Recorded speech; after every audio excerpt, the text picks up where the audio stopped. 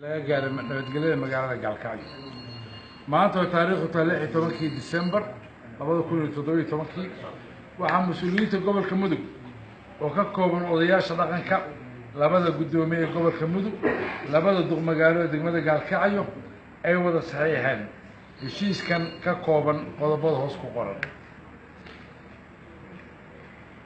in la sameeyo guddi labada dhinac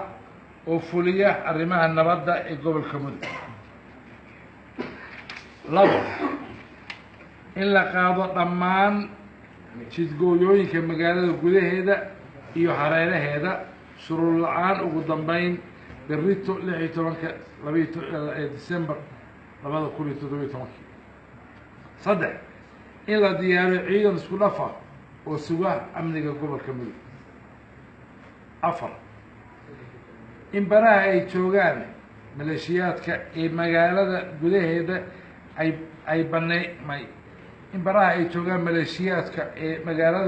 ay baneeyaan laguna wareejiyo ciidanka xoogga dalka isku dhafka xoogga dalka Soomaaliyeed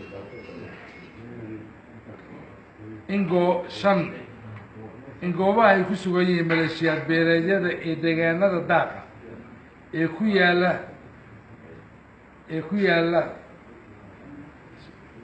deegaanada daaqa ee ku kala yaala goobaha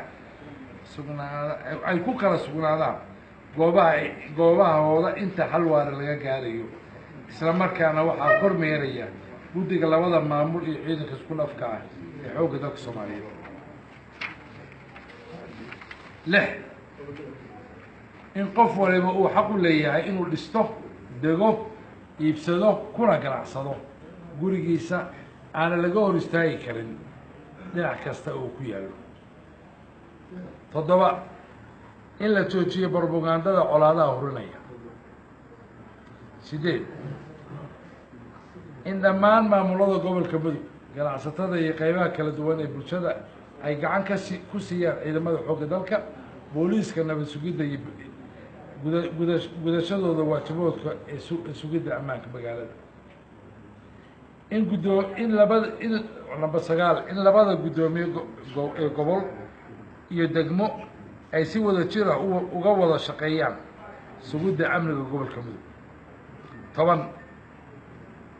taliyaha ciidanka xoogga dalka Soomaaliyeed wuxuu ballan qaadayaa inuu adkeyn doono nabadda la wada gaaray haddii alla idmo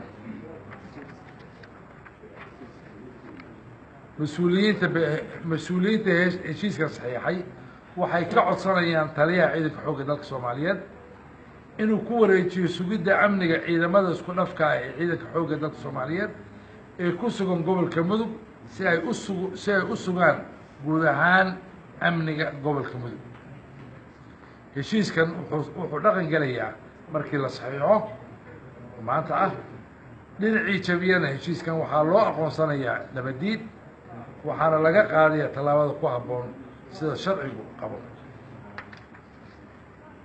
saxiixayaasha heshiiskan waxay noqon doonaan 26 oo 10 ah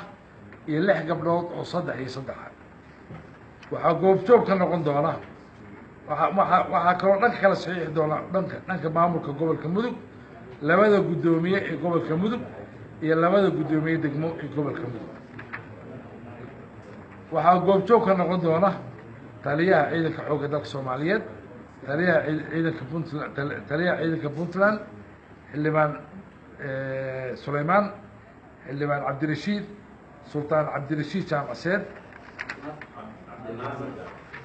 Sultaan Cabdinaasir Jaamaceed iyo anigoo agaasimaha guud wasaaradda gaashaandhigga waxaa heshiiskan gudoomin doona marka la saxiixo Islaam Bashiir Islaam Cabdulle Islaam Aadan Islaam Bashiir Islaam Cabdulle Islaam Faarax